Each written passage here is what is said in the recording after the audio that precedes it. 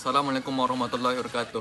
Kami dari kelompok 10 ingin menyampaikan tentang hasil diskusi kami tentang implementasi Islam yang rahmatan lil alamin. Islam sebagai agama yang universal mengajarkan nilai-nilai kemanusiaan, kedamaian, dan kasih sayang yang meliputi seluruh aspek kehidupan. Salah satu konsep kunci yang mendefinisikan ajaran Islam adalah konsep rahmatan lil alamin, yang berarti rahmat bagi seluruh alam. Prinsip ini menekankan bahwa Islam tidak hanya berorientasi pada pemeluknya saja, tetapi juga pada kesejahteraan seluruh umat manusia dan makhluk lainnya di muka bumi, termasuk lingkungan hidup dan alam semesta. Dalam diskusi kami mengambil beberapa aspek untuk mengimplementasikan Islam yang rahmatan lil alamin. Yang pertama, 1. Bagaimana implementasi dalam hubungan antar individu. 2. Bagaimana implementasi dalam kehidupan sosial. 3. Bagaimana implementasi dalam ekonomi dan lingkungan. 4. Bagaimana implementasi dalam pendidikan dan pengembangan individu. Baik, nomor 1, bagaimana implementasi dalam hubungan antar individu akan disampaikan oleh saudara kita, yaitu Muhammad Qaddafi. Assalamualaikum warahmatullahi wabarakatuh. Saya akan membacakan materi implementasi Islam rahmatan lil alamin dalam hubungan antar individu. Implementasi Islam rahmatan lil alamin dalam hubungan antar individu menekankan pada beberapa prinsip kunci. 1. Toleransi dan kerukunan. Islam mengajarkan pentingnya toleransi dan saling menghormati antara sesama, menciptakan hubungan yang harmonis di tengah keberagamaan. 2. Kasih sayang dan kepedulian. Mengembangkan sikap kasih sayang dan kepedulian terhadap orang lain sesuai dengan ajaran Nabi Muhammad yang selalu mengedepankan nilai-nilai kasih sayang dalam interaksi sosial. 3. Kesetaraan dan keadilan. Islam menekankan kesetaraan di antara manusia tanpa memandang latar belakang, suku, ras, atau agama, sehingga diskriminasi harus dihindari. 4. Sikap santun saling membantu. Mendorong individu untuk bersikap santun, saling membantu, dan bekerja sama dalam menyelesaikan masalah yang menciptakan lingkungan sosial yang positif. 5. Menjaga lingkungan. Hubungan baik juga mencakup kepedulian terhadap lingkungan dengan memperlakukan alam secara bijaksana sebagai bagian dari tanggung jawab sosial. Mulai penerapan prinsip-prinsip ini, hubungan antar individu dapat menciptakan nilai-nilai Islam yang rahmatan lil alamin. Nomor 2, bagaimana implementasi dalam kehidupan sosial yang akan disampaikan oleh saudara kita, Ridwan. Assalamualaikum warahmatullahi wabarakatuh. Saya akan menjelaskan implementasi konsep Islam rahmatan lil alamin dalam kehidupan sosial, mencakup beberapa aspek. Toleransi dan kerukunan. Islam mengajarkan pentingnya toleransi antara umat beragama dan suku, menciptakan lingkungan yang damai dan harmonis. Kepedulian sosial. Masyarakat diajarkan untuk peduli terhadap sesama, membantu yang membutuhkan, dan menebarkan kebaikan tanpa memandang latar belakang. Berlaku adil. Islam mengajarkan kesetaraan di mana setiap individu memiliki hak yang sama tanpa diskriminasi. Menghindari kekerasan.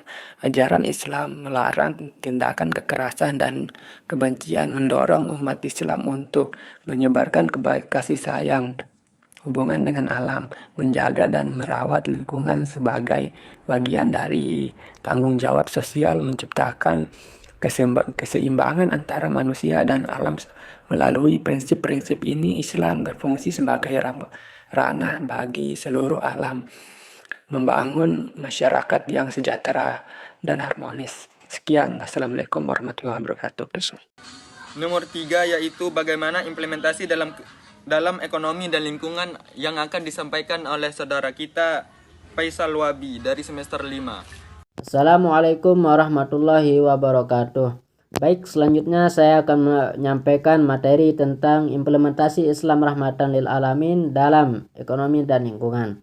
Konsep rahmatan lil alamin dalam Islam mengandung makna bahwa Islam adalah rahmat atau kasih sayang yang diturunkan untuk seluruh alam semesta, termasuk manusia, makhluk hidup lainnya, serta lingkungan. Dalam konteks ekonomi dan lingkungan, prinsip ini dapat diwujudkan melalui beberapa pendekatan yang mengutamakan kesejahteraan umat manusia tanpa merusak keseimbangan alam. Berikut adalah beberapa cara implementasi prinsip ini dalam ekonomi dan lingkungan. Yang pertama, ekonomi berkeadilan dan berkelanjutan. Islam mengajarkan keadilan dalam distribusi sumber daya. Dalam ekonomi, ini berarti memastikan bahwa kekayaan tidak hanya terakumulasi di tangan segelintir orang, tetapi juga dapat memberikan manfaat bagi seluruh lapisan masyarakat. Beberapa aspek yang relevan dalam ekonomi berkeadilan dan berkelanjutan dalam Islam meliputi A. Zakat dan sedekah. Islam mewajibkan umatnya untuk menunaikan zakat yang berfungsi untuk redistribusi kekayaan kepada yang membutuhkan. Hal ini membantu mengurangi kesenjangan sosial dan memastikan bahwa masyarakat yang kurang mampu tetap mendapatkan akses terhadap sumber daya yang mereka butuhkan. B. Keadilan dalam perdagangan. Islam mengajarkan prinsip keadilan dalam perdagangan dan larangan terhadap praktik-praktik yang merugikan, seperti riba atau bunga dan gharar atau ketidakpastian. Ekonomi Islam lebih mengutamakan transaksi yang adil dan transparan. Yang C. Pembangunan ekonomi yang berkelanjutan. Islam mendorong umatnya untuk melakukan pengelolaan sumber daya alam dengan bijaksana dan tidak berlebihan. Ini dapat tercermin dalam penerapan prinsip-prinsip ekonomi hijau yang mengutamakan efisiensi sumber daya dan pengurangan limbah. Yang kedua, pengelolaan sumber daya alam yang bijaksana. Islam mengajarkan bahwa alam adalah amanah atau tugas dari Allah yang harus dikelola dengan baik. Pengelolaan lingkungan yang bertanggung jawab adalah bagian dari implementasi prinsip rahmatan lil alamin yang meliputi A. Larangan pemborosan. Islam mengajarkan untuk tidak berlebihan dalam penggunaan sumber daya alam. Konsep israf atau pemborosan dilarang dalam Al-Quran dan hadis. Dalam konteks ini, pengelolaan sumber daya alam harus mempertimbangkan keberlanjutan dan menjaga keseimbangan ekosistem. B. Penghormatan terhadap alam. Islam mengajarkan bahwa alam memiliki hak untuk dipelihara. Dalam Al-Quran, Allah menggambarkan bahwa segala ciptaannya diciptakan dengan keseimbangan dan tujuan tertentu. Oleh karena itu, merusak alam atau mengeksploitasi sumber daya alam tanpa mempertimbangkan dampaknya terhadap ekosistem adalah suatu pelanggaran terhadap prinsip dasar Islam. C. Reboisasi dan perlindungan flora dan fauna. Dalam konteks keberlanjutan lingkungan, Islam mendorong penghijauan dan perlindungan terhadap flora dan fauna. Nabi Muhammad SAW menekankan pentingnya menanam pohon dan merawat tumbuhan sebagai bagian dari amal jariah yang harus memberikan manfaat. Yang ketiga, ekonomi syariah dan keberlanjutan lingkungan. Ekonomi syariah juga dapat memberikan kontribusi besar terhadap keberlanjutan lingkungan karena sistem ini berakar pada nilai-nilai moral yang mendukung keadilan sosial. Pengelolaan sumber daya alam secara bijaksana dan penghindaran terhadap praktik-praktik yang merusak lingkungan. A. Investasi hijau. Dalam ekonomi syariah, investasi yang dilakukan harus menghindari sektor-sektor yang merusak lingkungan, seperti industri yang menimbulkan polusi atau eksploitasi berlebihan terhadap sumber daya alam. Sebaliknya, investasi dalam energi terbarukan, pertanian organik, dan teknologi ramah lingkungan dapat didorong. B. Pembiayaan berbasis keadilan. Sistem perbankan syariah mengutamakan pembiayaan yang berbasis pada prinsip bagi hasil dan tanpa riba. Dengan model ini Dana yang diputar tidak hanya berfokus pada keuntungan finansial, tapi juga pada manfaat sosial dan lingkungan. Yang keempat, prinsip tanggung jawab sosial dan lingkungan. Islam mengajarkan setiap individu dan entitas ekonomi untuk bertanggung jawab terhadap kesejahteraan umat manusia dan lingkungan. Sebagai contoh, perusahaan yang menerapkan prinsip rahmatan lil alamin harus bertanggung jawab tidak hanya terhadap pemangku kepentingan ekonomi seperti pemegang saham, tetapi juga terhadap masyarakat sekitar dan ekosistem. Sekian yang dapat saya sampaikan, kurang dan lebihnya saya mohon maaf. Assalamualaikum warahmatullahi wabarakatuh. Baik, yang nomor 4, bagaimana implementasi dalam pendidikan dan pengembangan individu. Dalam mengimplementasikan Islam yang rahmatan lil alamin dalam pendidikan melibatkan beberapa aspek penting. 1. Pengembangan karakter. Pendidikan harus menekankan pada pembentukan karakter yang baik, mengajarkan nilai-nilai akhlak mulia dan toleransi antar sesama. 2. Pendidikan berbasis kemanusiaan. Mendidik peserta didik untuk menjadi bermanfaat bagi orang lain dan seluruh makhluk, serta membangun peradaban yang lebih baik. 3. Adaptasi teknologi. Mengintegrasikan teknologi dalam proses pembelajaran untuk meningkatkan efektivitas pendidikan di era digital. 4. Kewirausahaan dan kemitraan. Mengembangkan pendidikan kewirausahaan dan menjalin kemitraan antara dunia pendidikan dan industri untuk mempersiapkan siswa menghadapi tantangan global. 5. Pendidikan moderat. Menanamkan nilai-nilai moderasi beragama sehingga siswa dapat berinteraksi dengan baik dalam masyarakat yang beragam. Melalui pendekatan ini, pendidikan Islam dapat berfungsi sebagai rahmat bagi seluruh alam, menciptakan individu yang berakhlak, toleran, dan bermanfaat.